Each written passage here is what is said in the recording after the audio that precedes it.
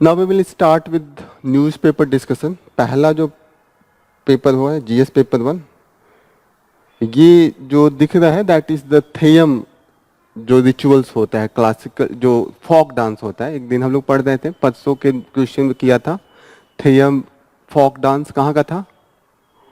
केरला का था। आपको बहुत कुछ इसमें सिमिलरिटी मोहिनी अट्टम के जैसे मिलेगा। मोहिनी अट्टम में थोड़ा सा आपका कॉस्ट्यूम मास्क पहनाए होते हैं, इसमें भी पहनाए होते हैं, ठीक है। लेकिन मोहिनी मोहिनी अट्टम नहीं, कथकली। मोहिनी अट्टम तो बहुत सिंपल है, ग्रेस है उसमें आता है। वो तो एक तरीके से रास वाले जो होता है कि मेन ग्रेसफुल होता है, वहां पे ज्यादा आप एंगर को नहीं शो करते हैं। लेकिन जो कथकली है एंड थेयम है, यहाँ पे आप पूरे कॉस्ट्यूम का यूज करते हैं। मोहिनी अट्टम में बस एक साड़ी व्हाइट कलर का पहनना होता है। उसमें जो जितनी भी ये कॉस्ट्यूम होता है वो मिनिमम होती है, उसमें ग्रेस ज्यादा होता है। क्लियर हो रही है? कथकली एंड थेयम में एक मेन डिफरेंस है, दोनों ही मिथ से हैं, लेकिन डिफरेंस ये है कि एक क्लासिकल में आता है, इंडिया लेवल पे आएगा, और दूसरा जो है थेयम वो फोक है। फोक में होता है कि जो ट्राइबल देवी देवता हैं उनकी पूजा होती है। जैसे कथकली में भी आप मिथ को लेंगे, मिथ का मतलब क्या होता है? देवी देवता भगवान यही लोग को लेते हैं। कथकली में आप रामायण महाभारत से लेंगे या पुराण से लेंगे, लेकिन जो थेयम है वहां पे जो लोकल टाइप के देवता होते हैं या उनके जो ट्राइबल हीरो होते हैं उनका ये लोग पूजा करते हैं। कथकली कहीं ना कहीं डांस के फॉर्म में आता है, लेकिन थेयम जो होता है रिचुअल्स होता है। जैसे होता है ना, हम लोग भी बहुत कुछ ऐसे पूजा पाठ करते हैं जिसमें कुछ ऐसा होता है कि गाना गाना पड़ता है, होता है। वो म्यूजिक होता है, लेकिन पार्ट होता है किसका? पार्ट ऑफ द, ये पूजा का पार्ट होता है। छठ का एग्जाम्पल ले लीजिए, गाना गाते हैं, गीत होता है, तो कहीं ना कहीं वो एक अलग से सॉन्ग नहीं होता है, वो पार्ट होता है हमारे पूजा पाठ का। ऐसे ही थेयम भले आपको डांस लगेगा, लेकिन वो पूजा का ही पार्ट होता है, totally associated with the rituals. Clear हो रहा है? ये आप ध्यान रखिएगा, Theyyam folk dance and this belong from the Kerala. Next news है, how do habitual offender law discriminate? कभी नाम सुना है हैबिचुअल ऑफेंडर लॉ एक्ट? बताइए क्या सुना है?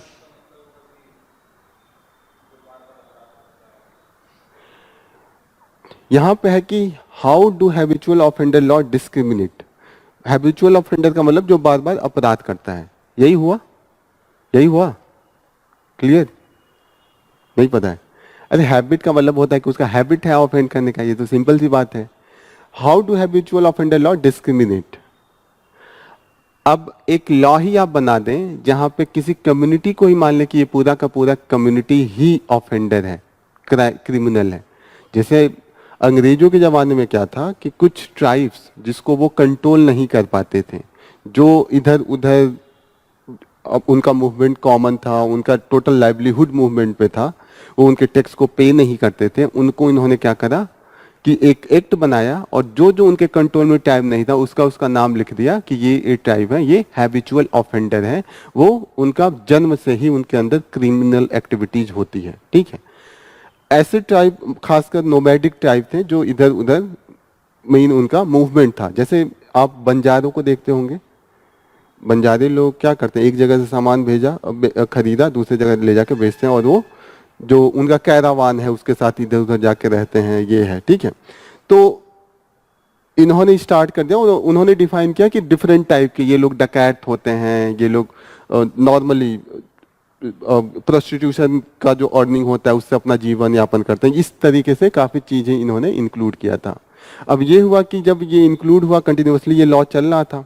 लॉ पहले इन्होंने 1793 से ही स्टार्ट कर दिया था, जो कार्नवालिस के टाइम से ही स्टार्ट किया था। उनका रेगुलेशन एक्ट आया था, उसके बाद उन्होंने जब आईपीसी बनाया तो वहां पे भी उन्होंने इसको कंटिन्यूसली क्रिमिनल टाइम में डिफाइन किया। जब हम आज़ाद हुए तो आज़ादी के बाद ये हुआ कि किसी पूरे क्राइम को, थोड़ी पूरे कम्युनिटी को हम नहीं बोल सकते हैं कि वो क्रिमिनल है। हो गया ना कि उस कम्युनिटी का कोई भी आदमी आया, आप कहें कि अरे ये है, ठीक है, होता है हमारे वहाँ पूरे कम्युनिटी को ही हम एक पेंट में करते हैं, स्टीरियोटाइपिंग जिसको कहते हैं, कि स्टीरियोटाइपिंग हम क्रिएट कर देते हैं। तो ऐसे में क्या था, अभी ये काफी मुद्दा 1999 में एक 1999 कहाँ पे है, अभी हाल ही में क्यों टॉर्चर करके मार दिया था वेस्ट बंगाल में उस एक्ट के थ्रू। तो जब 1953 में तो हमने उसको सिर्फ हटा के क्या किया कि जहां पे हैबिचुअल ऑफेंडर ट्राइब्स लिखा था वहां पे डी नोटिफाइड ट्राइब कर दिया। तो लेकिन आपने हटा के तो वही करा, सिर्फ नाम चेंज किया लेकिन उसमें ट्राइबल को रख दिया ना। उसमें आपने आजादी के बाद बोला कि इन लोगों पे विशेष अधिकार देने की जरूरत है। लेकिन कुछ स्टेट ने जो पुराना लॉ था उसके अनुसार उन्होंने कहा कि इन पर्टिकुलर अगर ट्राइबल है उन पे हमें ध्यान रखना है कि कहाँ उनकी क्या मूवमेंट हो रहा है, कैसे वो लोग हैं। तो ऐसे में क्या हुआ कि आज़ादी के बाद भी मानिए किसी मोहल्ले में चोरी हुआ और उस एरिया में डिनोटिफाइड ट्राइब रहते हैं, तो सबसे पहले उनकी कम्युनिटी को पकड़ा जाता था कि यही लोगों ने किया होगा। और ऐसे में क्या होता, आप जबरदस्ती टॉर्चर करते हैं, टॉर्चर करने पे कई बार डेथ हो जाती थी। अभी जो हाल का केस है 2000 उसके बाद एक पूरी कमीशन बैठी, कमीशन ने कहा कि we should remove this law, एक पूरे लॉ को ही हटा देना चाहिए। 1998 में कस्टडियल डेथ हुआ था बुद्धन सबर का, ठीक है। उसके बाद एक मूवमेंट चलाया गया कि ये पूरे, जैसे पहले होता था कि आप पकड़ते हैं फिर मार पिटाई करके जबरदस्ती आप उगलवाते हैं कि आप ही लोगों ने किया होगा या तो बताओ। तो एक कस्टडियल डेथ जो हुआ था बहुत एक तरीके से क्रूअल तरीके से मारा था पुलिस ने, और वो पूरे नेशन में डिबेट का मुद्दा बना था। उसके बाद जो ह्यूमन राइट कमीशन के पास ये रिपोर्ट दिया गया, ह्यूमन राइट कमीशन ने कहा कि ये total concept of D notified जो क्राइम है उसको आप हटा ही दीजिए, इनको आप नॉर्मल। और दूसरा दिक्कत उनके साथ ये भी है कि उनको डिफरेंट कैटेगरीज में भी नहीं रखा गया है। जैसे होता है ना कि वो ट्राइबल हैं लेकिन उनको आप ट्रीट आउटसाइड कैटेगरीज करते हैं, तो ये भी होता है कि उनको एससीज, एसटी या ओबीसी का है उसमें भी कहीं ना कहीं आप अलाइन करके, ताकि उनका एजुकेशन में थोड़ा सा प्रमोट कर सकें। क्लियर हो रही है?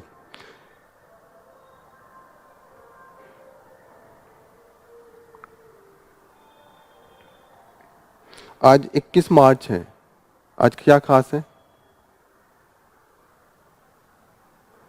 21 मार्च, व्हाट इज स्पेशल अबाउट 21 मार्च?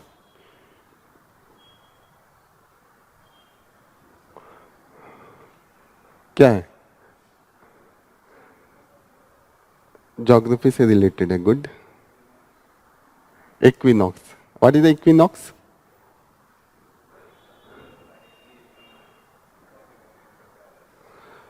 ये अर्थ है, ये इक्वेटर, और ये topic of cancer and topic of Capricorn.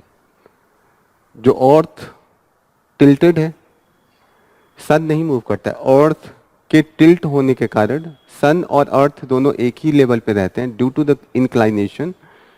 जो सन का रेज 90 डिग्री बनता है वो कभी यहाँ पे 90 डिग्री बनेगा, और जब ये वाला टिल्टेड फॉर्म ऊपर आ जाएगा तो यहाँ पे 90 डिग्री सन का रेज बनता है, और सन इसके बीच में जो 90 डिग्री का एंगल है वो इसके बीच में घूमता है। वैसे सन का रेज हर जगह जाता है, ऐसा नहीं है कि यहाँ पे नहीं आएगा, लेकिन 90 डिग्री का जो एंगल है वो इसके बीच में ही घूमता है। इसे apparent shifting of the sun's rays कहते हैं। जो सन का मूवमेंट होता है ये इसी के बीच में होता है।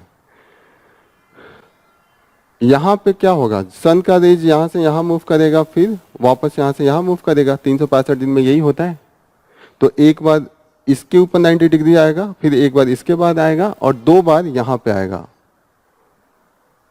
2 बार यहाँ पे आएगा ना, एक बार इधर जाते वक्त, एक बार क्रॉस करेगा। आज एकदम हमारे नहीं, इक्वेटर के ऊपर है, लेकिन हमारे भी बहुत वो करीब करीब है। हमारे ऊपर कब आएगा? जून में, जब समर सोल्स्टाइस होता है, ठीक है। तो 21 मार्च को एक होता है that is the spring equinox, and जो सितंबर में होगा वो कौन सा होगा?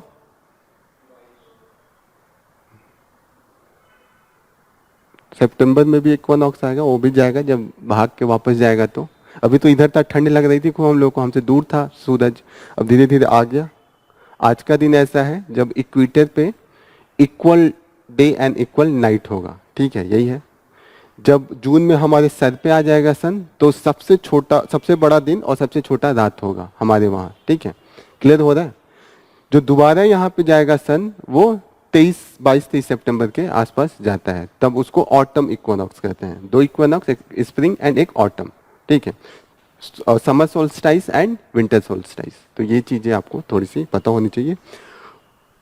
तो आज के दिन लोग वैम्पायर भी भगा देते हैं, माना जाता है कि वैम्पायर ये सब अपने अपने मिथ में है कि लोग इस दिन रिचुअलिस्टिक भी होते हैं, और सिर्फ हमारे ही नहीं, जो क्रिश्चियन है और भी धर्म है वहां पे भी आज का दिन महत्वपूर्ण होता है। वही यहाँ पे आज पिक्चर दिया हुआ है। नेक्स्ट न्यूज है, x corporation challenge content blocking orders opposes centres censorship portal. ठीक है, तो ये कंटिन्यूअसली न्यूज में है कि गवर्नमेंट क्या चाहती है कि जितना भी जो सोशल मीडिया प्लेटफॉर्म है वहाँ पे जो भी कंटेंट है उनको अगर अच्छा नहीं लगता है तो आप रिमूव कीजिए। ठीक है, इसके लिए इन्होंने जो खास एक्ट का यूज किया है that is the information technology act है, और उसके दो प्रोविजन काफी न्यूज में रहता है। एक प्रोविजन 79, एक है 69। 69 में साफ साफ बोलेंगे कि आप कंटेंट हटा लीजिए। 79 में वो बोलते हैं, जो सेक्शन 79 है उसमें बोलेंगे कि ये कंटेंट है और ये इलीगल हो सकता है। हटाने के लिए नहीं बोलते हैं, वो इन्फॉर्म करते हैं कि इलीगैलिटी जांच कर लीजिए, अगर होगा तो आप हटा दीजिएगा। नॉर्मल क्या होता है, एज पर द जो इंटरमीडिएरी प्लेटफॉर्म होता है उसको हम दोषी नहीं मानते हैं। हम मानते हैं कि जो अपलोड किया है वो दोषी है। कोई कंटेंट है, इंटरमीडिएरी तो सिर्फ प्लेटफॉर्म कर रहा है ना। जैसे अमेजन है, वो क्या है, वो सामान बेचने के लिए दे रहा है एक प्लेटफॉर्म, कस्टमर और सेलर उस पर आते हैं और एक सेलर अपना बेचता है। तो कोई खराब अगर प्रोडक्ट देगा तो कौन होगा, वो दुकानदार होगा। अमेजन तो सिर्फ एक प्लेटफॉर्म है, वो ये अलग बात है कि वो रेगुलेट करता है, वो चीज़ों को मॉनिटर करता है, लेकिन अल्टीमेट जो ऑफेंडर होता है या तो कस्टमर होगा या तो सेलर होगा।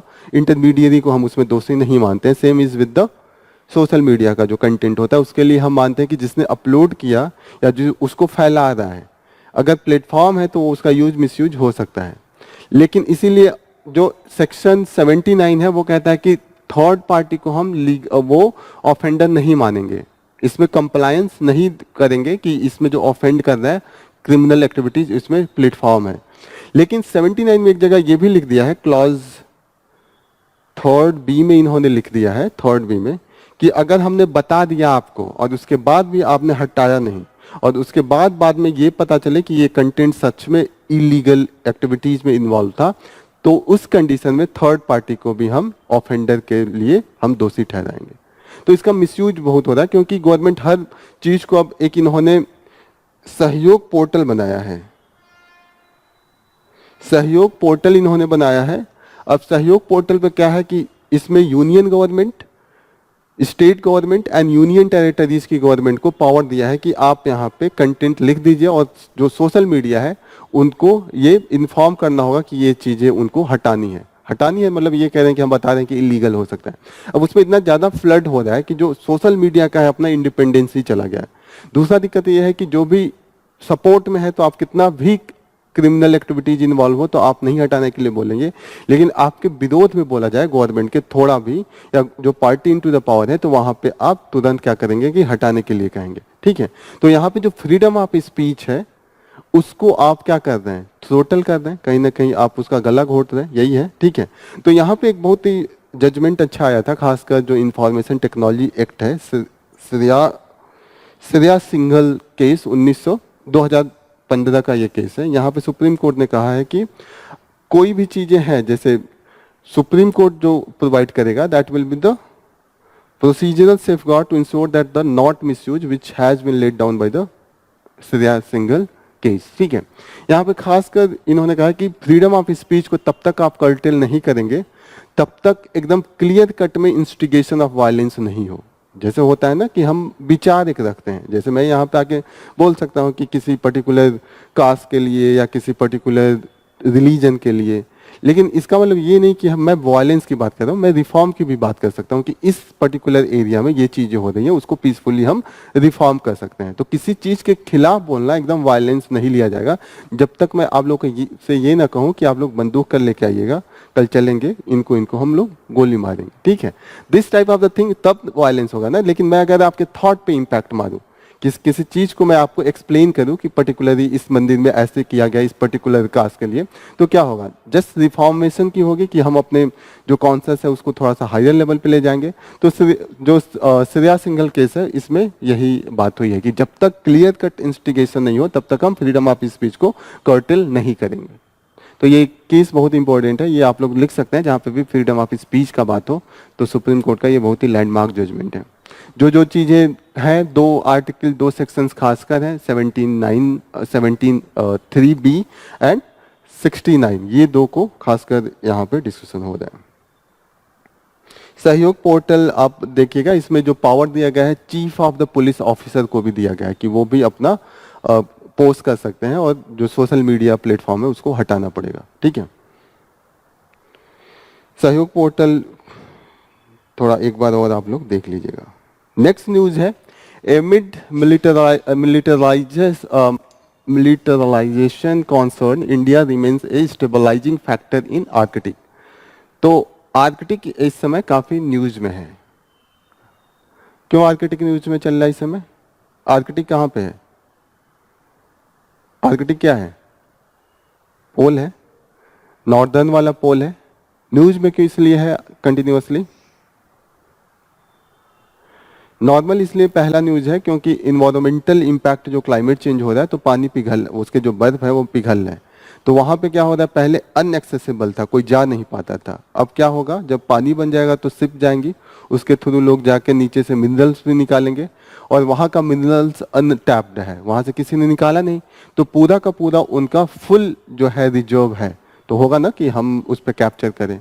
और इसीलिए उस मिनरल्स को या उस एरिया को पल्यूट ना किया जाए, जिस तरीके से पहले वो साफ सुथरा था, क्योंकि अनएक्सेसिबल था, लोग वहां नहीं जाते थे, टेम्परेचर काफी लो था और वहां पे काफी फ्रीजिड कंडीशन था। लेकिन धीरे धीरे ड्यू टू द मूवमेंट अब होगा तो फिर वहां पे हैबिटेशन बनेगा।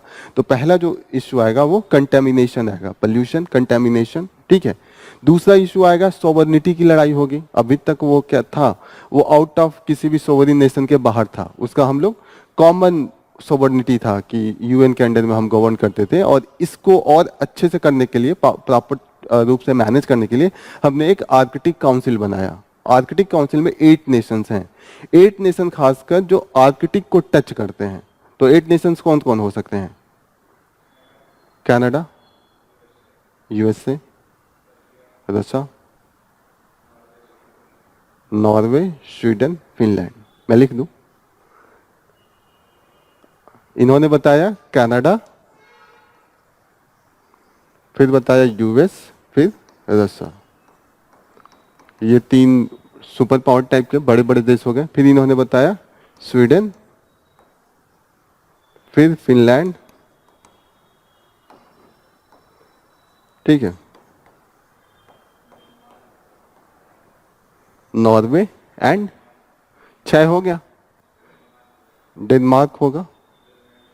डेनमार्क क्यों होगा? डेनमार्क क्योंकि ग्रीनलैंड है ऊपर, आइसलैंड। 8 हो गए, ये 8 यही है जो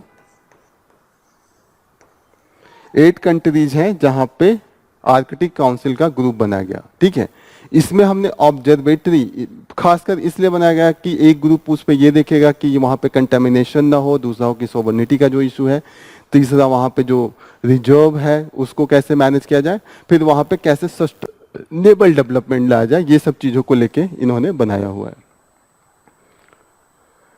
इंडिया इस काउंसिल का, इसमें ऐसा बनाया गया कि जो और भी कंट्रीज हैं वो वहां पे ऑब्जर्वर के रूप में काम करेंगे, और इंडिया आर्कटिक काउंसिल का ऑब्जर्वर मेंबर है, not a full fledge member. ठीक है, अब मेन है कि अब जब कंटेस्टेशन आएगा, रशिया भी है, यूएस भी है, तो नाटो आ ही जाएगा, ईयू भी है।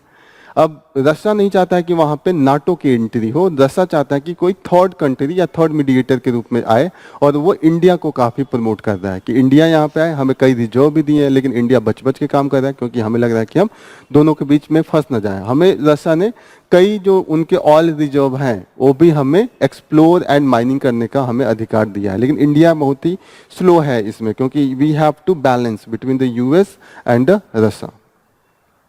यही यहाँ पे डिस्कस किया गया है कि यहाँ के जो मिलिट्री हेड हैं वो बोले हैं कि India should be very active, proactive होकर यहाँ पे होना चाहिए। हम इंडिया पे ज़्यादा ट्रस्ट करेंगे as compare to the NATO, NATO पे हम ज़्यादा ट्रस्ट नहीं करेंगे। इंडिया ने भी कुछ नाम, चुनिंदा नाम के लिए पोलर एरिया में एक्टिविटीज़ के लिए, जैसे इन्होंने Indian national centre for the polar and oceanic research बना के रखा है, Mahatma Gandhi university of international centre for the polar studies, ये सब हमने बना के वहाँ पे अपने जो रिसर्च टीम है उसके थ्रू हम वहाँ पे रिसर्च करवा रहे हैं कि क्या पॉसिबिलिटी है, किस तरीके से यूज एंड इसका मैनेजमेंट किया जा सकता है। इंडिया एंड रसिया के बीच में है मेमोरेंडम ऑफ अंडरस्टैंडिंग भी साइन हुआ था 2024 में कि हम वहाँ पे जाके एक्सट्रैक्शन एंड मिनरल्स एक्सप्लोरेशन में काम करेंगे। यहाँ पे आर्कटिक काउंसिल के बारे में दिया हुआ है कि कब ये इस्टेब्लिश हुआ था, ये एक बार देख लीजिएगा। It was establish by the Ottawa declaration. आजकल न्यूज में है, पूछ सकता है कि ओटावा डिक्लेरेशन किससे रिलेटेड है, तो it is related to the Arctic council. It has the 8 member. Iceland भूल सकता है, बाकी का तीन में आप नॉर्वे तो एकदम टच करता है, ठीक है। फिनलैंड एंड स्वीडन में थोड़ा कंफ्यूजन हो सकता है क्योंकि वो डायरेक्ट बाउंड्री नहीं है। एक बार मैप खोलिए आप लोग, थोड़ा मैप देखिए। देखिए आर्कटिक है, आर्कटिक पे नॉर्वे डायरेक्ट टच कर रहा है, लेकिन देखिएगा स्वीडन एंड फिनलैंड टच नहीं कर रहा है, लैंड बॉर्डर नहीं है, लेकिन इन तीनों को माना जाता है कि आर्कटिक से काफी करीब है पोल से, तो इनका हम ड्यू टू द इनका जो पेरिफेरल डिस्टेंस है उसके कारण हमने इनको इसका मेंबर बना के रखा है। लेकिन अगर पूछता है कि आर्कटिक से डायरेक्ट बॉर्डर किसका है, तो केवल वो नॉर्वे का है, ठीक है। एक चीज और याद रखिएगा कि गल्फ ऑफ बोथनिया जो है that is between the Sweden and Finland. ये कभी कभी फंसाने के लिए पूछ सकता है कि गल्फ ऑफ बोथनिया है, उसमें पेयर बना के देगा नॉर्वे एंड फिनलैंड, ठीक है। तो ये सब में थोड़ा सा क्लियरिटी होना चाहिए। आइसलैंड यहाँ पे है, इसके ऊपर ग्रीनलैंड है, उधर कनाडा है। यूएस को इसलिए दिया है क्योंकि उसका अलास्का वाला पार्ट जो है वो डायरेक्ट टच करता है, वरना यूएस उतना डायरेक्ट उसका कनेक्शन नहीं है अगर नीचे वाले पार्ट को देखें, लेकिन अलास्का वाले पार्ट के कारण इनका वहां पे कनेक्ट करता है आर्कटिक से, इसीलिए उसको दे के रखा है। India as a observer member है। इनके जो मेन एरिया है कि वो देखेंगे कि कंटेमिनेशन से कैसे रोका जाए, how to manage the Arctic, monitoring कैसे हो, फ्लोरा एंड फना को कैसे वो मेंटेन रखा जाए, and protection of marine environment and sustainable development कैसे वहां पे प्रमोट किया जाए। नेक्स्ट न्यूज है, स्वीडन पेंशन फंड में exclude BEL over arm sale. This is the Bharat electronic limited, ठीक है, भारत इलेक्ट्रॉनिक्स लिमिटेड। अब इलेक्ट्रॉनिक्स है तो जितने भी हमारे मिलिट्री का इक्विपमेंट्स होता है, इलेक्ट्रॉनिक्स इक्विपमेंट्स बने होते हैं। इन्होंने बहुत कुछ ऐसे इक्विपमेंट्स भेजे हैं जिसको म्यांमार ने अपने मिसाइल टेक्नोलॉजी या सर्विलांस इसमें यूज किया है, और वहाँ के लोगों के खिलाफ जो उनका सिविल वॉर चल रहा है उसमें काफ़ी यूज करा है। तो स्वीडन है, स्वीडन अब नहीं बेचना हो या जो भी रीजन है, कहीं ना कहीं से गलती निकाल के उन्होंने कहा कि हम इनको अब जो भी हमारा मेमोरेंडम ऑफ अंडरस्टैंडिंग है वो अब हम कैंसिल करेंगे। म्यांमार में इस समय जुंता का रूल है। What is the junta? वहां का आर्मी है, और इस समय मिलिट्री रूल चल रहा है म्यांमार में, काफी विरोध चल रहा है, सिविल वॉर का कंडीशन है। Panels flag सॉडी implementation of the centre flagship tourism scheme. तो यहाँ पे अभी एक पार्लियामेंट्री अकाउंट्स कमेटी होती है। Parliamentary accounts committee is very important. जो सीएजी का रिपोर्ट होता है वो पीएससी क्या करता है, रीड करता है, और उस पर वो अपना वो देता है कि कितना इसमें लकुना हुआ है, कितना चीजें इंप्लीमेंट नहीं हुआ। जो स्कीम के लिए पैसे दिए हैं, गवर्नमेंट ने कुछ प्रोजेक्ट रखे थे, ये देवर 76 प्रोजेक्ट, और उन्होंने कहा था कि 76 में हमने 75 कंप्लीट कर दिया है। जो स्वदेश दर्शन स्कीम है, एक दिन और हम लोग डिस्कस किए थे। व्हाट इज दिस स्वदेश दर्शन स्कीम? स्वदेश दर्शन स्कीम क्या है? स्वदेश दर्शन क्या क्या कराएंगे इसमें? है सबके लिए, लेकिन फोकस एरिया हमारे लिए है। स्वदेश दर्शन में हम थीमेटिक सर्किट बनाते हैं। थीमेटिक सर्किट कि बुद्धिज्म से रिलेटेड है, कि बुद्धा से रिलेटेड कुशीनगर हुआ, लुम्बिनी हुआ, सिद्धार्थ नगर हुआ, वहाँ पे जो जो चीज़ें हैं उसको क्या करेंगे, एक डेस्टिनेशन बना देंगे कि एक, मानिए मैं बुद्धिस्ट हूँ तो मैं एक साथ तीनों जगहों पे मैं घूम सकूं, कि यहाँ से वो प्रॉपर तरीके से कि यहाँ से आए फिर एयरपोर्ट वहाँ पे बनवा दिया, वहाँ से एयरपोर्ट यहाँ पे बनवा दिया, उस तरीके से वो फ्लाइट का कनेक्शन कर देंगे। जैसे मानिए किसी को जाना है राम के जो जहाँ जहाँ है तो वो अयोध्या को कनेक्ट कर देंगे जनकपुरी से, जो राम से रिलेटेड मेन मेन चीज़ें हैं वहाँ से कनेक्ट करेंगे, ताकि एक बार कृष्ण से रिलेटेड जो चीज़ें हैं मथुरा में जो इंपॉर्टेंट चीज़ें हैं उसको वो एक सर्किट में डेवलप करेंगे।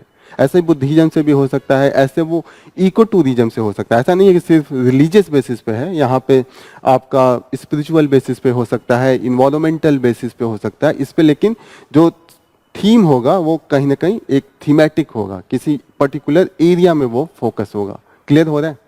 अब वहाँ पे इन्होंने गवर्नमेंट ने टोटल जो पैसे सैंक्शन किए थे नियर अबाउट 76 प्रोजेक्ट था, 5,292 करोड़ इन्होंने कहा था, 75 को कहा था हमने कंप्लीट किया है। लेकिन अभी दिक्कत आया कि बहुत से ऐसे प्रोजेक्ट हैं जहां पे उन्होंने प्रॉपर तरीके से उन्होंने स्टडी ही नहीं किया। फिजिबिलिटी स्टडी होता है ना कि बनाएंगे, लोग आएंगे कि नहीं, वहाँ पे पॉसिबल है कि नहीं, वहाँ पे पहले से इंफ्रास्ट्रक्चर है कि नहीं, ये सब चीज़ें नहीं थी। दूसरी चीज़ें हैं कि कहीं पे भी इन्होंने प्रॉपर तरीके से जो टाइम इन्होंने फिक्स किया था कि 3 महीने 5 महीने में करेंगे, वो इन्होंने कंप्लीट नहीं किया है।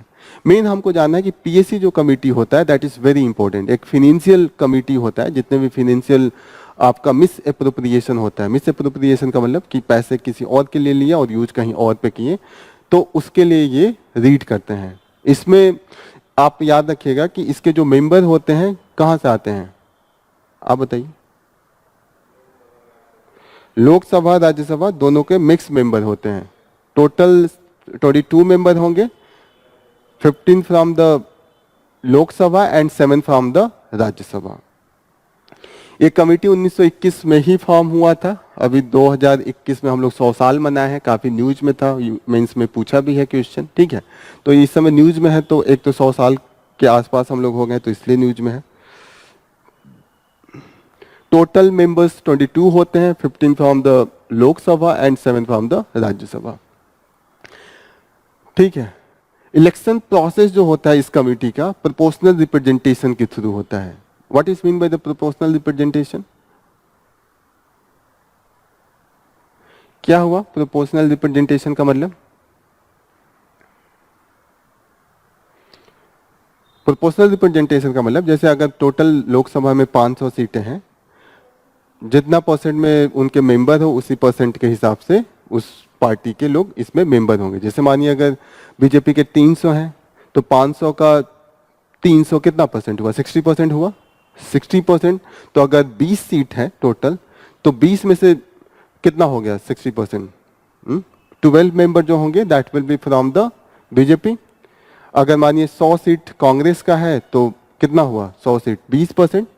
तो अगर 22 है तो 22 में से कितने होंगे 20%?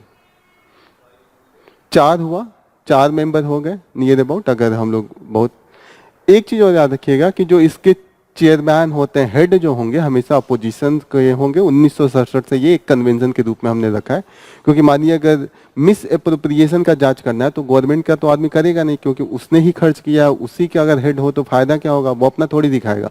तो हमेशा जो इसके हेड होते हैं that is from the opposition. जैसे केसी गोपाल आज के न्यूज में ये हेड है। मेन फंक्शन है कि सीएजी का जो होता है रिपोर्ट, उसको ही ये लोग एनालाइज करके उसको डिस्कस करते हैं और उसी पे वो अपना रिपोर्ट फिर से देते हैं। स्वदेश दर्शन स्कीम नीचे मैंने दिया हुआ है, एक बार और आप लोग जाके देख लीजिएगा क्या इसका मेन पर्पज है। नीचे उसी में एक मेंशन था श्री नारायण गुरु। श्री नारायण गुरु का नाम सुना है? मॉडर्न हिस्ट्री में पढ़ा हुआ होगा। क्या पढ़ा है? श्री नारायण गुरु पढ़ाई थी ना। काफी इंपॉर्टेंट लीडर हैं, खासकर जो दलित मूवमेंट है उसके अंबेडकर के ही बराबर, पेरियार जैसे अंबेडकर हैं वैसे ही श्री नारायण गुरु को भी माना जाता है। मेन है कि वो जो एक खासकर केरला का एक कम्युनिटी था अजवाहा, जो ताड़ी होता है ना, हम लोग ताड़ी कहते हैं, उसको वो लोग कल्टीवेट करते थे, उसको निकालते थे, वही बेचते थे। तो जब बेचते हैं निकालते हैं तो पीते भी थे। पीने के कारण क्या होता है कि मैक्सिमम उनका पैसा उसी में चला जाता था, तो वो हमेशा पॉवर्टी वाले जो सर्किल है उससे बाहर नहीं आते थे। तो नारायण गुरु ने पहला स्टार्ट ये किया कि उनको एक अछूत माना जाता था, तो उन्होंने क्या किया कि खुद एक शिवलिंग बना के नदी के किनारे से पत्थर लाए और खुद इन्होंने कहा कि ये अजावा कम्युनिटी है, इसको पूजा करेंगे। तो पहली बार उन्होंने ये दिखाया कि अपर कास्ट का ही सिर्फ देवताओं का जो कॉन्सिक्रेशन होता है, जो नहीं होता है कि आप क्या करते हैं, वो पहला जो स्टार्ट करते हैं मंदिर बनवाना, कि आप मंदिर की शुरुआत या किसी भी इष्ट देवता का आप स्टार्टिंग जो होगा हमेशा अपर कास्ट का नहीं होगा, वो लोअर कास्ट भी कर सकता है। तो उन्होंने शिव का मंदिर बना के स्टार्ट किया था, ठीक है। अजावा कम्युनिटी कहीं यहाँ पे दिया होगा, अजावा कहाँ लिखा है, ये है अजावा कम्युनिटी, ठीक है। 30% इनका पॉपुलेशन था ओवरऑल, लेकिन इनको बहुत मार्जिनल करके रखा गया था, ठीक है। खासकर इन्होंने जो अनटचेबिलिटी के खिलाफ, टेम्पल एंट्री के खिलाफ, ये मूवमेंट में काफ़ी ज़्यादा इनका रोल था। इन्होंने श्री नारायण गुरु धर्म परिपालन एक मूवमेंट चलाया था, और इसमें एक डॉक्टर्स थे, उनका काफ़ी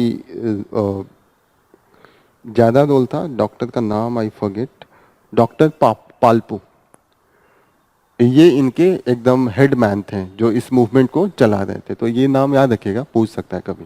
डॉक्टर पल्पू थे, ये इम्प्लीमेंट करवा रहे थे चीज़ों को, जो इनके थॉट्स थे। श्री नारायण गुरु का ये मानना था कि भगवान सबका एक है, सेम है, और वही सबको। नेक्स्ट न्यूज़ जो हम लोग कवर करेंगे, challenge of policing digital giants. अब डिजिटल जायंट्स की बात आएगी तो कौन आएगा? Who will be the digital giants? Digital giants, digital जहां पे डिजिटल मीडिया पे जिनका कंट्रोल हो, सबसे पहला नाम कौन आएगा? गूगल आएगा।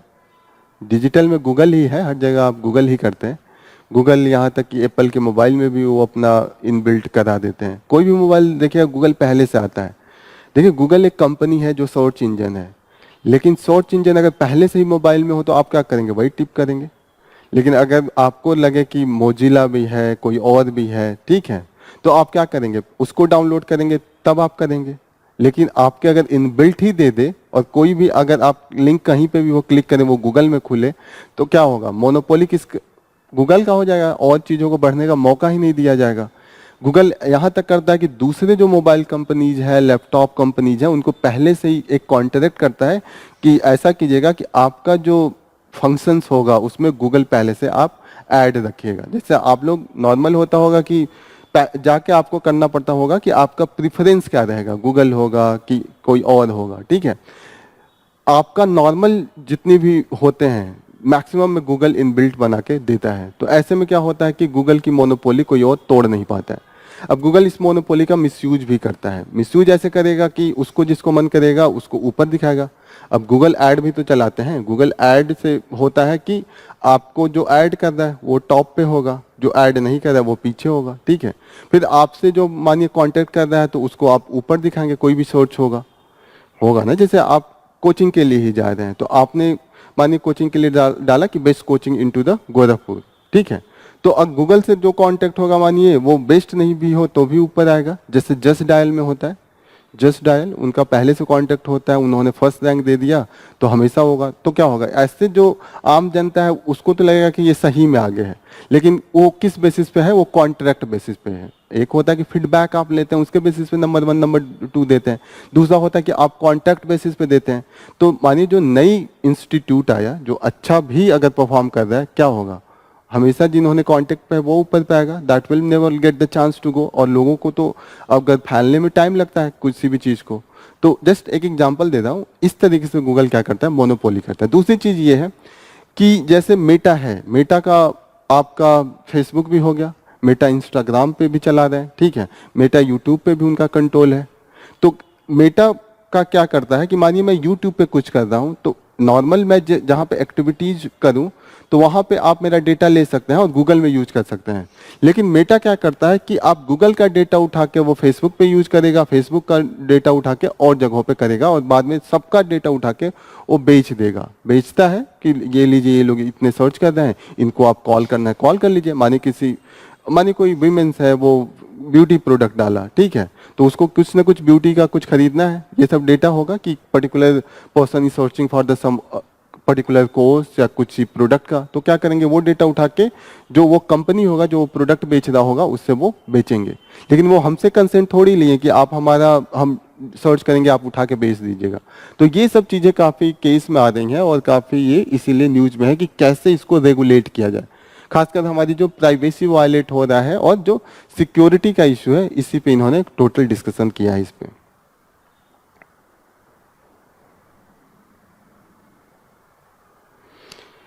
इंडिया में इस तरीके का एक्टिविटीज को रोकने के लिए हमारे पास कंपटीशन एक्ट के through competition commission of India है, वो ऐसे किसी भी जो अनकॉम्पिटिटिव प्रैक्टिस होता है उसको वो रोकता है, ठीक है। तो this is the statutory body, ये कॉन्स्टिट्यूशनल बॉडी नहीं है, बाय द एक्ट 2002 में इसको लाया गया था इस बॉडी को, और यही इसको कहीं ना कहीं, लेकिन इसमें दिक्कत है कि इस एक्ट के थ्रू अभी हमने इस एक्ट में जो कमियां थी उसको दूर करने के लिए हमने पर्सनल डेटा प्रोटेक्शन एक्ट लेके आए हैं, 2000 पिछले ही साल लेके आए हैं। लेकिन डेटा प्रोटेक्शन एक्ट और कंपनीज ये कंपटीशन एक्ट ऑफ इंडिया जो है वो अलाइंड नहीं किया है, इसको वो पावर नहीं दिया, उसके लिए अलग अथॉरिटी बना दिया है। तो कहीं ना कहीं अगर आप सेम अथॉरिटी अलग अलग चीजों को अलग अलग रूप में सेग्रीगेट करके डील कर रही है, तो वो क्या होगा, कोऑर्डिनेशन नहीं होगा, सही से वो कंट्रोल नहीं कर पाएंगे। मोनोपोलीज का अभी तक रेगुलेशन ये नहीं कर पा रहे हैं डिस्पाइट दिस डेटा एक्ट आने के बाद भी। यही यहाँ पे उन्होंने दिया है कि digital personal data protection act 2023 में हमने लाया, लेकिन फिर भी यहाँ पे सीसीआई जो कंपटीशन कमीशन ऑफ इंडिया है वो हम उसको नहीं प्रॉपर तरीके से पावर दिए हैं। साथ साथ ही इन्होंने कहा कि हमारे पास एग्जाम्पल है, यूरोप में ऑलरेडी उन्होंने डिजिटल मार्केट प्लेस एक्ट लाया है और वहाँ का जो डिजिटल प्रोटेक्शन रेगुलेटरी बॉडीज है उसको इन्होंने अलाइन करके दोनों को पावर एक तरीके से कोऑर्डिनेशन में दिया है। जैसे हम लोग कल पढ़ रहे थे ना पीएम गति शक्ति योजना, क्या पढ़े थे उसमें, पीएम गति शक्ति स्कीम पढ़ा था, क्या पढ़ा था उसमें? आप बता दीजिए पहले।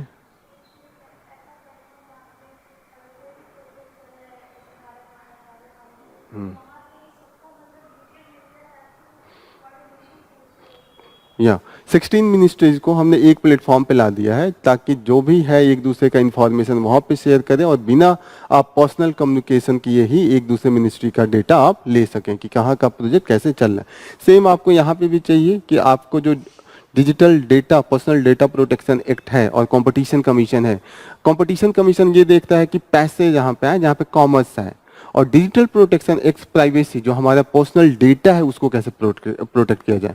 तो अभी तक जो कंपटीशन कमीशन ऑफ इंडिया का मेन था वो था कि बिजनेस ही सिर्फ होता है, लेकिन बिजनेस अब टोटल कहाँ चला गया? पहले टेंजिबल था बिजनेस की, लोग खरीदेंगे बेचेंगे तो हम जाके पकड़ेंगे या वहां पे हम बैन कराएंगे। अभी तो बिजनेस टोटली डेटा में चला गया ना, तो कहीं ना कहीं you have to go with the data protection act है, कहीं ना कहीं वो कंपटीशन कमीशन ऑफ इंडिया जितनी भी अथॉरिटी है वहां पे उसका जो इंटरेस्ट है वो ओवरलैप करेगा। क्लियर हो रहा है ये चीजें? कंपटीशन कमीशन ऑफ इंडिया इसलिए लाया गया था कि बिजनेस में कोई कंपटीशन में अनकॉम्पिटिटिव एक्टिविटीज करे, जबरदस्ती का अपना चीटिंग करके करना। जैसे पहले माना जाता था कि अनकॉम्पिटिशन या नॉन कॉम्पिटिटिव एक्टिविटीज क्या होगा कि आपने नकली सामान बेचा, नकली सामान जैसे आपने काली मिर्च की जगह पे पपाया का जो बीज होता है वो बेच दिया, कुछ ऐसे है इस तरीके से, कुछ जीरे की जगह पे कुछ दूसरा वाला नकली वाला सीट ला के बेचे। तो पहले लगता था कि टेंजिबल है, वहां पे पकड़ा जाएगा, वहां पे जाके आपको पुलिस भेजना पड़ेगा। लेकिन अभी जो दिक्कत है, अभी कंपटीशन का जो खासकर जितनी भी ये अनकॉम्पिटिटिव चीजें होती है, जितनी भी चीटिंग होती है वो आजकल किसका यूज करके होता है? डेटा का यूज करके होता है। कंपटीशन मेन फेयर कैसे होगा? जब हर आदमी को कंपटीशन के लिए इक्वल लाइन होनी चाहिए, लेकिन अगर पहले से ही आप डिजिटली किसी को प्रमोट करके ऊपर रखें तो दूसरा जो न्यू एंट्री है वो क्या करेगा? वो कभी भी आगे नहीं जा पाएगा। और पहले जो एंट्री है उसके पास ऑलरेडी पैसा है तो वो तो प्रमोशन के लिए अपने पैसे तो फूंक सकता है जितना चाहे उतना। तो ये चीजें हैं, यही यहाँ पे डिस्कस किया गया है कि कंपटीशन कमीशन ऑफ इंडिया जो है वो कहीं ना कहीं डिजिटल जो पर्सनल डेटा प्रोटेक्शन एक्ट की अथॉरिटी दी गई है वो दोनों का ओवरलैपिंग होना चाहिए।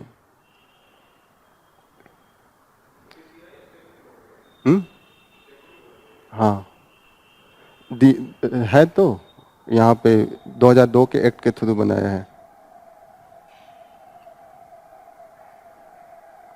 आपको क्या लग रहा है?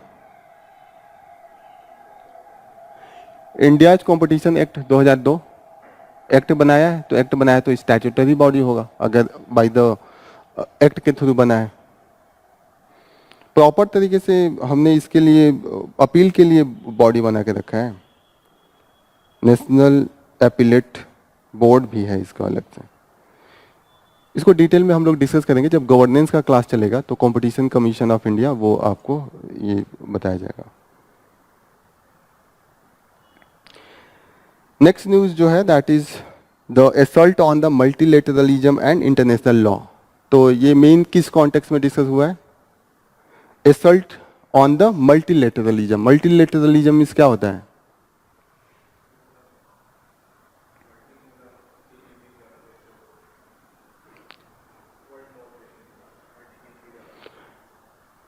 बहुपक्षवाद और अंतर्राष्ट्रीय कानून पर हमला। बहुपक्षवाद क्या होगा कि एक कोई बॉडी हो उसमें सारे लोगों का इंटरेस्ट शामिल हो, जैसे कि डब्ल्यूटीओ। डब्ल्यूटीओ क्या है? सारे देश का इंटरेस्ट है उसमें, जो ट्रेड हम ग्लोबल लेवल पे करते हैं।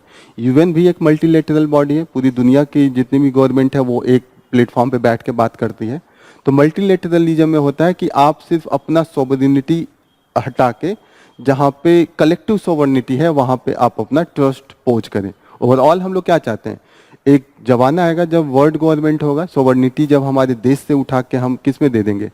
ग्लोबल बॉडीज में दे देंगे। पहले नैरो से हम लोग क्या किस में जा रहे हैं? ग्लोबल विलेज की बात कर रहे हैं। तो इस तरीके से कंटिन्यूअसली हम देख रहे थे कि जो वर्ल्ड ऑर्डर था काफ़ी अच्छे डायरेक्शन में जा रहा था।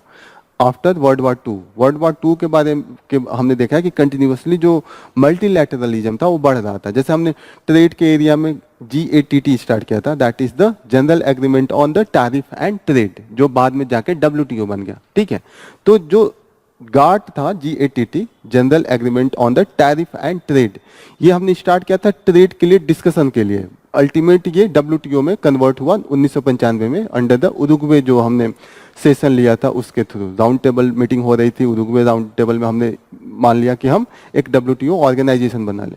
लेकिन जिस तरीके से ट्रंप का गवर्नमेंट आया, इन्होंने कंटिन्यूअसली पहले किससे अपने आप को बाहर निकाल लिया? WHO से हटा लिया, फिर जो UN का ह्यूमन राइट कमीशन है उससे बाहर कर लिया। ठीक है, फिर हमने देखा कि पेरिस एग्रीमेंट से बाहर कर लिया। अभी तो यहाँ तक है कि वहाँ के जो इनके रिपब्लिकन लॉ मेकर्स है वो यहाँ तक बात कर रहे हैं कि हम UN से भी विड्रॉ करेंगे। तो ऐसे जो मल्टीलैटरलिज्म है उसको एक झटका है, क्योंकि हम कहीं ना कहीं ग्लोबल वर्ल्ड से वापस अपना बाउंड्री फिर वॉल क्रिएट कर लेंगे, बहुत ही स्ट्रांग वॉल क्रिएट करेंगे, तो ओवरऑल ग्लोबल जो कलेक्टिव डिफेंस है उसको खतरा होगा। कलेक्टिव डिफेंस है ना कि सब अपना अपना युद्ध की सामग्री इकट्ठा करेंगे, फिर एक दूसरे से युद्ध करेंगे। पहले था कि पूरी दुनिया अगर एक प्लेटफॉर्म पे बैठी हो, एक दो लोग कोई डेविएट भी करे तो हम प्रेशर बना के युद्ध को रोक लेते थे। आप देखिएगा, तभी तो हमने अभी तक वर्ल्ड वार नहीं किया, क्योंकि अभी 80 साल हो गए एंड 80 ईयर्स वर्ल्ड वार नहीं हुआ, क्योंकि कहीं ना कहीं मल्टीलेटरल जो बॉडी था वो हम काफ़ी स्ट्रांग होते हुए दिख रहे थे। US, आप एक चीज़ और याद रखिएगा, इंटरनेशनल क्रिमिनल कोर्ट जो है उसका पार्ट नहीं है। इंटरनेशनल क्रिमिनल कोर्ट को हमने रोम स्टैट्यूट के थ्रू हमने बनाया था। रोम स्टैट्यूट, इसके थ्रू हमने इंटरनेशनल क्रिमिनल कोर्ट बनाया था, इसमें भी पार्ट नहीं है। यहाँ पे गार्ट है, this is the general agreement on the tariff and trade, यही WTO बाद में फॉर्म हुआ था। WTO का अब US, उसका भी जो अपीलेट बॉडी है, मेन है US के पास पावर बहुत ज़्यादा है, तो उसका जो वोटिंग राइट्स है बहुत ज़्यादा है। जो अपीलेट बॉडी हो या हेड हो, US के वीटो के कारण नहीं जा पाते हैं लोग। अभी US हर जगह वीटो लगा दे रहा है और यहाँ तक कि विड्रॉ करेगा। सबसे ज़्यादा दिक्कत जो होगी फंडिंग की होगी, क्योंकि US फंडिंग भी बहुत करता था, और इंटरनेशनल लेवल पे कोई भी ऑर्गेनाइजेशन तभी चलेगा जब फंड मिले।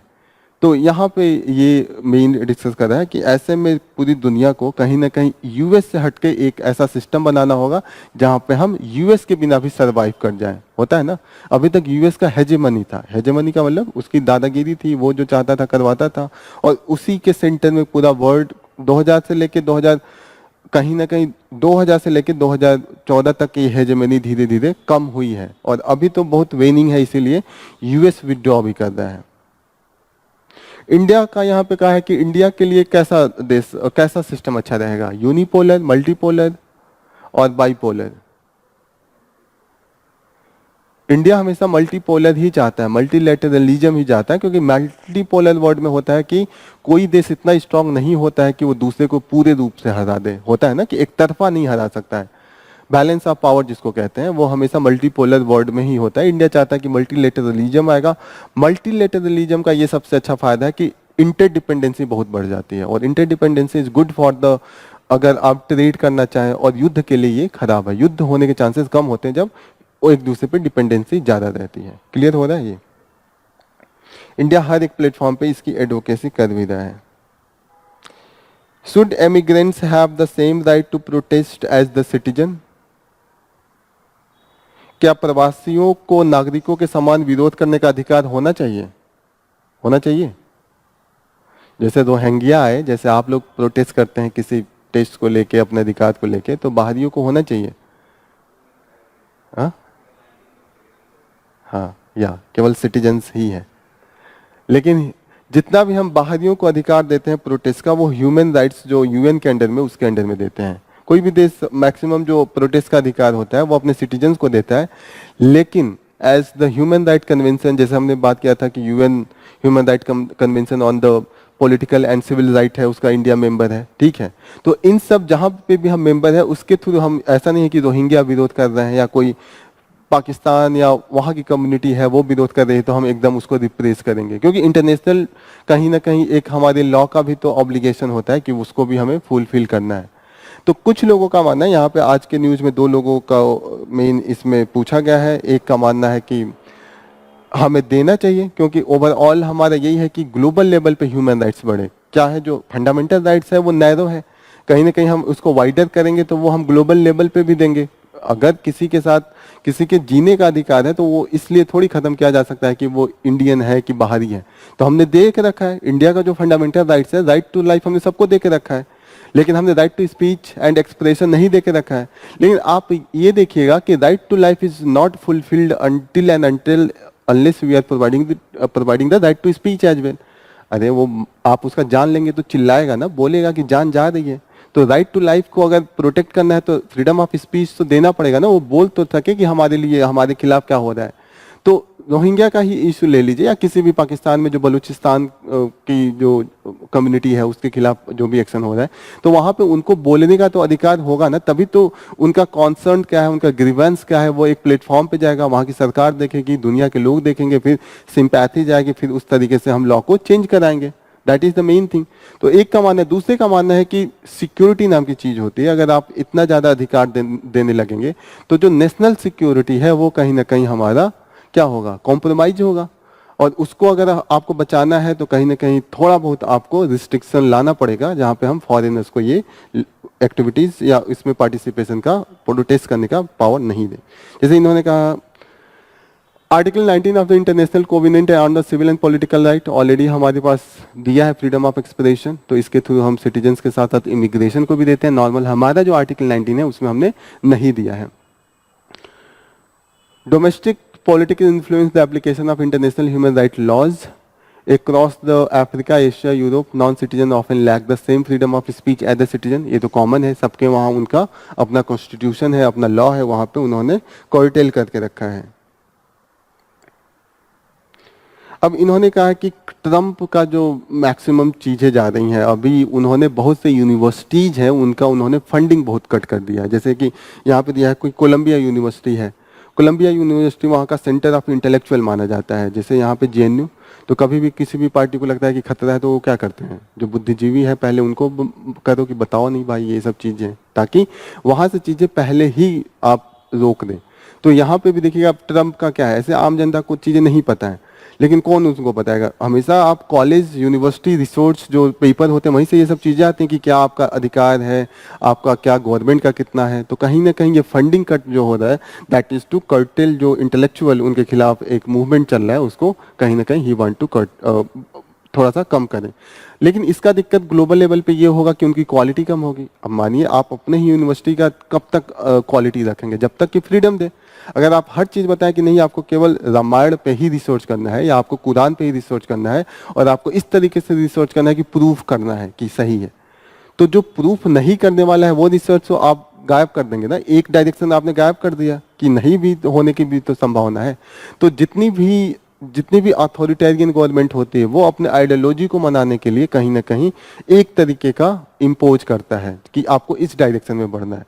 और ऐसे में क्या होगा कि वहाँ की जो क्वालिटी है वो खराब हो जाएगी। जैसे मानिए पाकिस्तान है, पाकिस्तान क्यों बना? तो पाकिस्तान बनने का एक कारण था कि हिंदू मुस्लिम जो डिवाइड था, दूसरा कारण था कि मोहम्मद अली जिन्ना का जिद था, उस पर्सनल ईगो था, पर्सनल एम्बिशन था। तो अब पाकिस्तान की किताब में ये नहीं लिखा जाएगा कि जो one of the reason of the formation of Pakistan की मोहम्मद अली जिन्ना का एक पर्सनल एम्बिशन था। तो वहाँ के लोग नहीं जान पाएंगे ना कि एक एंगल ये भी था। वहाँ का कहीं ना कहीं एक इंटेलेक्चुअल जो आप डायरेक्शन था उसको एक खत्म कर दिया। अगर आप यहाँ की भी यूनिवर्सिटी में ये आप स्टार्ट कर दे कि जो भी इंडिया के खिलाफ चीजें हैं, मानिए आप कह दे कि कास्ट मत पढ़ाओ क्योंकि कास्ट तो इंडिया की हिस्ट्री को खराब करता है, तो यहाँ की जो जनता है वो कास्ट कैसे जान पाएगी कि कैसे स्टार्ट हुआ? तो सही से सोल्यूशन कैसे देंगे जब हम हिस्ट्री ही नहीं जानेंगे क्या रीजन है, या वुमेन्स के खिलाफ हमने क्या एट्रोसिटीज किया। आपने ये बना कर दिया कि सती प्रथा तो धब्बा है, नहीं पढ़ाना चाहिए कॉलेज में, तो क्या होगा? सती प्रथा के विषय में जो रिसर्च है वो तो रुक जाएगा ना। उससे रिलेटेड जो भी विमेंस के साथ करा जाता है तो कहीं ना कहीं दैट विल भी, पाकिस्तान में यही होता है, पाकिस्तान में जो भी पाकिस्तान के खिलाफ है उसके सिलेबस से बाहर हो जाता है।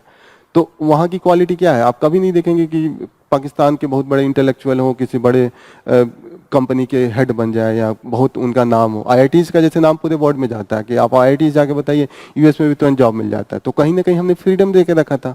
जब हम भी कर्टेल करेंगे, एक डायरेक्शन में कराएंगे, तो हमारा भी स्थिति कैसे जाएगा?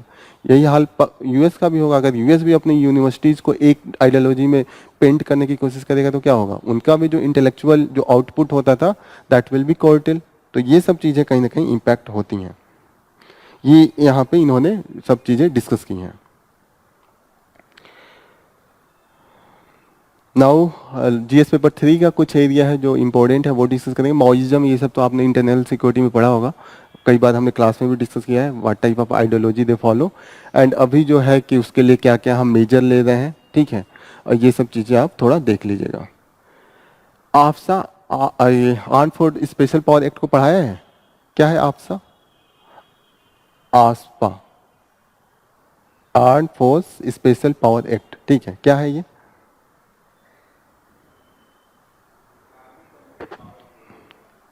आर्मीज को कुछ एक्सेप्शनल पावर दिया गया है जो नॉर्मल कंडीशन में नहीं है। खासकर 3 पावर को लेके काफी ज्यादा डिबेट में रहता है। सुप्रीम कोर्ट ने कई बार इस पे कमेटी भी बैठाई है। क्या वो 3 पावर है? इस पे यूपीएससी ने एक बार मेंस में क्वेश्चन भी पूछा है। बिना वारंट अरेस्ट कर सकते हैं, गुड। इन्होंने बताया कि राइट किल मार तक सकते हैं, यहां तक उनको पता चले, और सर्च कर सकते हैं, ठीक है। एक और है डिटेंशन हो सकता है। सबसे ज्यादा जो डिबेट है कि ठीक है आप ये सब कर रहे हैं, उसके खिलाफ भी कोई एक्शन लेना चाहिए ना अगर आपने गलत किया। मानिए बहुत एक एक्सेप्शनल सिचुएशन है कि ये चारों तरफ से आर्मी पे अटैक हो रहा है, तो हमें भी पावर चाहिए कि भाई हम भी अब जाएंगे वारंट मजिस्ट्रेट को खोजने, तब तक आए, तब तक पता चले हमारे पूरा पुलिस का स्टेशन ही गैप कर दिया, कर देगा। तो ये तो पावर तो बहुत जरूरी है एक्सेप्शनल केस में। खासकर नागालैंड में जो स्थिति थी 1958 में लगाया, तो उस समय स्थिति बहुत खराब थी। वहाँ लोग रिकॉग्नाइज करने को नहीं तैयार थे कि हम इंडिया के साथ जाएंगे, इलेक्शन का विरोध कर रहे थे, पूरा बूथ जला दे रहे थे, ठीक है। तो ऐसे में पावर तो एक्सेप्शनल चाहिए ही था। जो स्थिति इस समय मणिपुर में है, काफी ज्यादा वो डायर सिचुएशन है, तो ऐसे में तो पावर चाहिए है। लेकिन ये है कि जब आप कुछ आपको पावर दे दिया गया कि आप पे कोई अटैक करेगा तो आप तुरंत गोली चलाइएगा, लेकिन आप क्या कर रहे हैं कि कोई अटैक भी नहीं कर रहे हैं, आप गए बकरी आपको मिल गई या आपको कहीं चिकन मिल गया, आपने कहा कि चिकन दो मुझे जाके बनाना है, उसने कहा नहीं देंगे, आपने गोली मार दिया, क्योंकि वो उस ऐसे एरिया में है जहाँ पे arm force special power act लगा हुआ है। ऐसे में आप गए, ह्यूमन है, ह्यूमन के अंदर बहुत सी चीजें कुरीतियां आती हैं। वुमेन्स के खिलाफ जो हमारा होता है जिस तरीके से, हर तो सही है नहीं, गए रेप करना स्टार्ट कर दिया, फ्री है, आपके खिलाफ कोई केस ही नहीं चला पाएगा। तो ऐसे में क्या होगा? देखिए पावर इसलिए दिया गया है कि आप ह्यूमन राइट्स को मेंटेन करें, क्योंकि एक्सेप्शनल सिचुएशन है। लेकिन आप उस पावर को यूज करके जो वहां के लोग नॉर्मल सिविलियंस है उसके खिलाफ अगर आप एक्टिविटीज में लगे, तो ऐसे में क्या होगा? वहां की जो पॉलिटिकल पार्टीज है उस अगर आप पावर में हो गए तो आप यूज करें कि उसको एलिमिनेट कीजिए जो आपके खिलाफ है। तो ऐसे में होता है कि पावर दे दिया गया, लेकिन जब आप कुछ गलती करेंगे तो हम कोर्ट में जाएंगे। सबसे ज्यादा जो क्रिटिसिज्म है इस एक्ट के थ्रू जो पैरामिलिट्री फोर्स वहां पे डिप्लॉयड होगा उसके खिलाफ कोई केस भी नहीं लिखवा सकता है without prior permission of the central government. जो सबसे ज्यादा दिक्कत है कि केस भी रजिस्टर करवानी है तो पहले आप सेंट्रल गवर्नमेंट का परमिशन लेंगे और उसके बाद केस स्टार्ट करेंगे। ठीक है, तो इस पे काफी बहसबाजी है कि ये जो चीजें आप ये रिमूव कीजिए। सुप्रीम कोर्ट में बहुत सा ये चीजों पे मतलब ये अभी भी पेंडिंग में है। ठीक है, वैसे सुप्रीम कोर्ट ने अपने मैक्सिमम जो जजमेंट है उसमें इस आसपा को जस्टिफाई किया है कि आसपा तो जरूरत है, जब इमरजेंसी वाली सिचुएशन होगी तो we need some special power to the paramilitary force, लेकिन अकाउंटेबिलिटी भी जरूरी है। अकाउंटेबिलिटी जरूरी इसलिए है क्योंकि इसका मिसयूज ना हो। क्लियर हो रहा है? 1958 में ये स्टार्ट किया गया था खासकर नागालैंड के लिए, और खासकर जो सेवन सिस्टर्स हमारी जो नॉर्थ ईस्ट के स्टेट हैं उसके लिए ये खासकर यूज होता है। जम्मू एंड कश्मीर में भी यूज होता है, उसके लिए एक सेपरेट आसपा एक्ट है, उसमें जम्मू एंड कश्मीर का स्पेशल मेंशन है। क्लियर हो रही है ये चीजें? अभी जो आसपा है नॉर्थ ईस्ट में 4 स्टेट्स में है। किस किस स्टेट्स में है? अरुणाचल, नागालैंड, मणिपुर, नॉर्थ मिजोरम, छत्तीसगढ़ में तो है ही नहीं, सेवन सिस्टर्स में ही है, मेघालय भी नहीं है, असम है। असम का जो बॉर्डर वाला एरिया है विद ये मणिपुर एंड नागालैंड के, उस एरिया में कुछ पुलिस स्टेशन में है। आप ये क्लियर रखिएगा कि सिर्फ आसपास स्टेट लेवल पे नहीं लगता है, ये डिस्ट्रिक्ट लेवल पे भी लगता है, डिस्ट्रिक्ट से नीचे जाके पुलिस स्टेशन लेवल पे भी लगता है। ठीक है, कि इस पुलिस स्टेशन को आप आसपा में ला सकते हैं, बाकी को इसके बाहर ला सकते हैं। आसपा का मतलब उस एरिया में अगर आसपा डिक्लेयर हो गया, स्टेट गवर्नमेंट ही डिक्लेयर करती है। 3 लोगों के पावर है, एक गवर्नर के पास पावर है, एक यूनियन टेरिटरीज का जो वहाँ का एडमिनिस्ट्रेटर है उसके पास पावर है, और एक सेंट्रल गवर्नमेंट के पास पावर है। तीनों डिक्लेयर कर सकते हैं, नोटिफिकेशन के थ्रू वो इंक्लूड एंड एक्सक्लूड करते हैं। सुप्रीम कोर्ट का जो जजमेंट आया उन्होंने कहा है कि अनलिमिटेड हम आसपा नहीं लगा सकते, एक टाइम लिमिट में लगाना चाहिए, और हर 6 महीना पे रिव्यू होना चाहिए कि सिचुएशन अगर अच्छा हो गया है तो आप तुरंत आप आसपा को हटा लें। ठीक है, ये सब चीजें इतना काफी है आपको मेंस का आंसर लिखने के लिए। सो this is all about from the today's news. और कुछ है? अच्छा, एक टीबी के रिलेटेड एक साइंस एंड टेक वाले पे है। टीबी से रिलेटेड जो वीमेंस को है उनको एक एक्स्ट्रा दिक्कत झेलनी पड़ती है कि वीमेंस के लिए अगर टीबी होता है तो उन्हें डिस्क्रिमिनेशन ज़्यादा झेलना पड़ता है, क्योंकि एक तो वीमेंस का ऑलरेडी पैट्रियार्कल माइंडसेट है कि ठीक है, उसके लिए उनका जो है कि जो फैमिली है ध्यान भी नहीं देती है, ऑलरेडी सेकंड ग्रेड सिटीजन है, और दूसरी चीज़ है कि उनको रिस्ट्रिक्ट कर दिया जाता है किसी भी फंक्शन में जाने से, किसी भी जैसे कहीं शादी हो, किसी पर्टिकुलर फेस्टिवल हो, वहाँ पे ये सब चीज़ें एक रिसर्च में पाया गया है कि बहुत से वीमेंस ये सब चीज़ें फेस कर रही हैं। दूसरी चीज़ है कि वीमेंस के अंदर में जो विड्रॉ करने की टेंडेंसी है कि जैसे दवा का मानिए 6 मंथ का एक पूरा आपका कोर्स है, तो वो जो 3-4 महीने बाद उनको थोड़ा भी ठीक लगता है तो वो ज़्यादा पहले ही अपना मेडिकेशन रोक देती हैं विदाउट कंप्लीशन ऑफ द जो कोर्स होता है मेडिकेशन का। तो ये यहाँ पे आज दिया हुआ है।